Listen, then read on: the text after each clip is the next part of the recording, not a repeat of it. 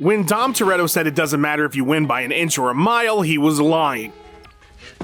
You're lucky, pal! He was lying because not all wins are the same, especially not in mixed martial arts. And today we're going to be exploring this reality by looking at a whole bunch of fights that on paper, in a vacuum, without the proper context, Ergo! Vis-a-vis! Tommy, are you alright, bro? Concordantly! should have been massive victories, but instead, for one reason or another, which we'll get into, left fans and the promotion feeling rather meh and failed to raise the winner's stock. The stock market. Oh, and no title fights on this list, as they are by their very nature a big deal no matter what. I'm Tommy from MMA On Point. A huge thank you to the biggest channel supporters in our Hall of Famers, and these are 10 huge wins that didn't move the needle at all. Number 10, Colton Smith versus Mike Ricci. What? We kick off our list with a different type of needle moving because you see, over a decade ago, winning the Ultimate Fighter and doing so in exciting fashion was still a fast track to notoriety. What? To put it in perspective, the season winners that sandwiched this entry were Mike Chiesa versus Al Iaquinta, and then Kelvin Gastelum versus Uriah Hall. Winning big on tough still meant something in those days, but one winner who absolutely did not move the needle with his big showcase victory was Colton Smith. The soldier and wrestler used his superior grappling to score 4 decision wins on the season, and then in the finale earned 12.5 minutes of control time in a fight that saw only 24 significant strikes landed. The slog of a co-main event was at least saved by Big Country TKOing Matt Mitrione in the first round to headline, but Smith's win did him no favors and is one of the least memorable tough finales of that era when tough finales still had some weight. He would subsequently lose his next 3 bouts before being cut from the UFC. Number 9, Josh Koscheck versus Diego Sanchez. From unpopular tough fighters to some very popular ones, Josh Koscheck versus Diego Sanchez had all the hype you could possibly want from a non-title fight going into it. The pair were some of the few big names that weren't title holders. They'd fought previously on the show, and it was a close fight. Diego was undefeated, 17-0, coming off a KO victory over Joe Riggs in the first round. Koscheck was 6-1 in the UFC. He'd been fighting on the heavily watched Fight Night cards. A big victory in this fight would have meant an instant title shot. The stakes were high, the hype was real, and Koscheck was determined to show everyone he could beat Sanchez on the feet. Unfortunately, this one just shit the bed. With near identical stats to Ngannou versus Lewis, that's never a phrase you want to hear, the bout was just boring. Nothing happened. Diego seemed off, Josh was clearly winning, but not in a way that screamed, give that man a title shot. It didn't help afterwards when it was revealed by Dana White that Sanchez came into the bout with a staph infection. Personally, and I'll be honest, was disappointed in the fight.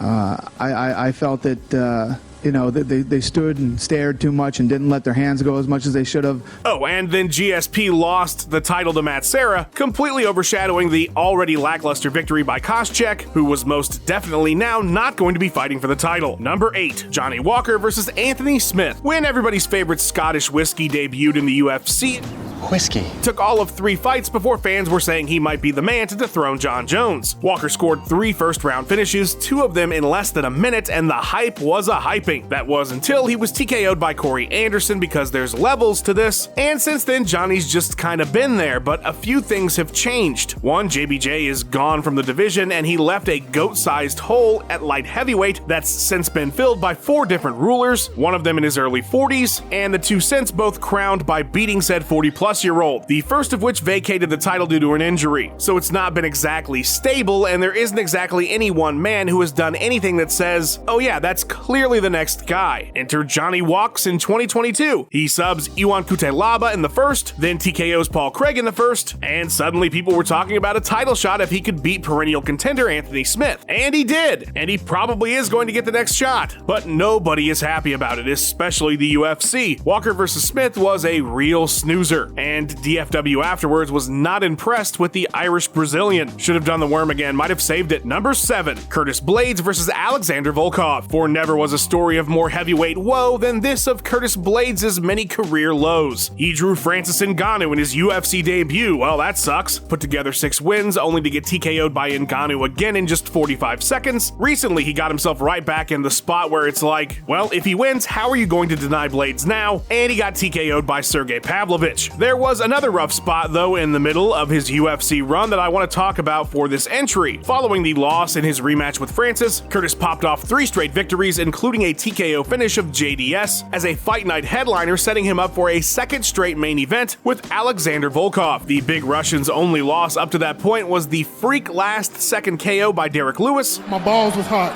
Otherwise, he'd won 5, his most recent giving Greg Hardy his first real L. A big win here could have put Blaydes in the title picture, and while he did score his 4th straight victory, it was just not a good fight. Curtis averaged about 4 minutes of control time per round, but not the exciting type. 14 takedowns on 25 attempts. Despite all that control, only 33 total ground strikes. He actually lost the final 2 rounds despite being in a dominant position for most of them. Needless to say, nobody was clamoring for him to get a title shot next, and he in fact wouldn't, but instead see himself KO'd by Derek Lewis. Dude's had a brutal run. The guy is legit talented, but cannot catch a break. Number 6, Merab Dvalishvili versus Jose Aldo. Bantamweight is just the most interesting division these days. After Aldo stole the title, his reign of terror has been unending, but underneath him, we've seen some wild shit. TJ Dillashaw and Henry Cejudo returning to challenge for gold, only to come up short. That was not a Triple C height joke.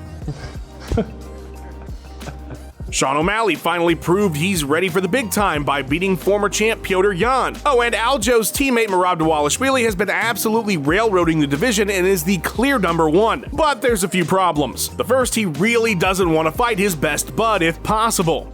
I can't! We're friends!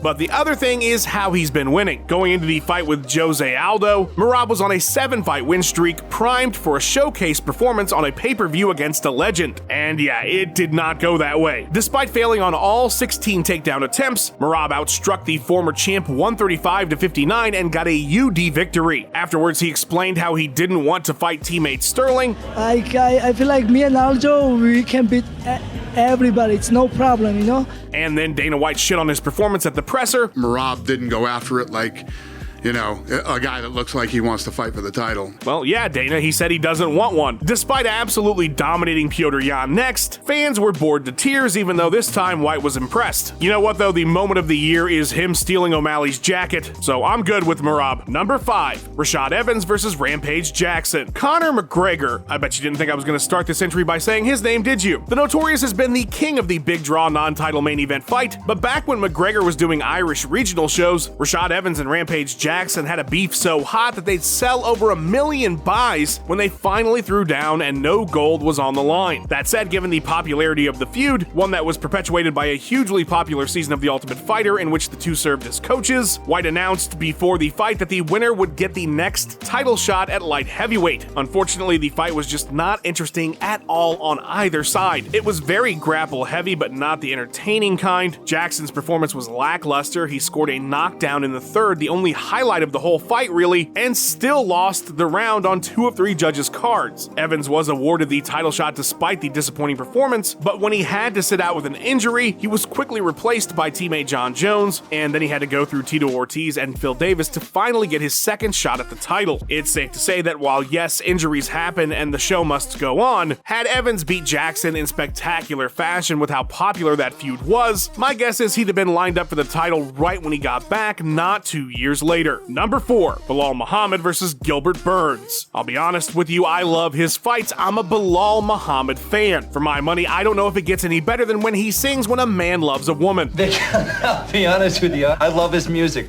I do. I'm a Michael Bolton fan. Now, I know there are many of you who don't feel the same, but either way, you have to appreciate the situation that this man was in heading into that Gil Burns bout. Every word of what you just said was wrong. He was 9 fights unbeaten. He was coming off one of his most impressive victories that earned him a performance bonus when he took out undefeated Sean Brady. There really wasn't a clear-cut challenger for Leon Edwards. Colby Covington was gifted a 3rd title shot despite taking a year off, and his last 3 victories being Jorge Masvidal, Tyron Woodley, and Robbie Lawler. And we've seen the UFC change plans after announcing something unofficially. If Bilal went out there and had the performance of his life, just absolutely destroyed Gilbert Burns, there was maybe a chance he could would gather the momentum needed to get that rightful title shot, or at the very least get some more fans on board. But of course, that is not what happened. The fight was a weird one. While Belal did dominate, Gilbert's arm would become compromised early in the fight, leaving him combat ineffective, but at the same time still too hard to put away. The result was a clear victory for Muhammad that resulted in little ado about even less. While surely the next in line after Covington, the win was not the welterweight coup Belal and his fans had hoped for. Number 3, Leon Edwards versus Nate Diaz. There is an inherent risk and reward in fighting a Diaz brother that doesn't get talked about enough. Obviously, they're huge stars, so it's a marquee matchup, and it's not as if you can't beat them, you can. The problem is you're probably not going to finish them. In their combined 23 losses, they've only ever been stopped 6 times, and 2 of those were doctor stoppages. And so if you're not going to get the finish, you're going to have to understand that it's not just the rules of mixed martial arts that will determine your victory, you have to win on Diaz rules too. The greatest example of this is Leon Edwards. The fight with Nate Diaz was a golden opportunity. Leon was a man who was 9 fights unbeaten, but the fans had zero interest in him competing for the title, so if he could put on a show against one of the most popular fighters in the world, he had this thing in the bag. And he did look great against Nate. He did his thing. He busted Diaz up. Sure, the fight wasn't going to light the world on fire, but it was going well. It was going well until it wasn't. In the very last minute, Nate rocked Rocky and had him in some serious trouble, which Edwards would survive, but it didn't matter. It was by far the most significant moment of the fight, and if you were a Diaz fan, that was it. He won. They would just say, hey, the fight was stupid anyway. What'd you even do, Edwards? That blood was from scar tissue, okay? And that was all it took to turn a win for Leon into another reason fans didn't want to see him get that title shot. Number 2, Cyril Gane versus Jairzinho Rosenstruik. It really doesn't take much at heavyweight to see yourself in the title picture. String together a few wins in some high-profile matchups, and do so in exciting fashion, and you're probably going to get thrown in there. Cyril Gane had everything going for him. Undefeated at 7-0. 4 straight victories in the UFC, his most recent a nasty elbow finish of former champion Junior Dos Santos. He was from France, a market that was suddenly heating up with its recent legalization of MMA. Better than all of that though, he was former teammates with the soon-to-be champion Francis Ngannou, and he would be headlining his first ever card against a knockout artist who had only ever lost to his former training partner. Everything was right there for Gane. All he had to do was reach out and take it. But it was just one of those fights where a whole bunch of nothing of note happened. The 5-round snoozer saw Cyril take 50-45s, but thoroughly unimpressively, especially in the eyes of boss man Dana White, who said, quote, this was his coming out party and his chance to show the world who he is. He won, but let's leave it at that. He won.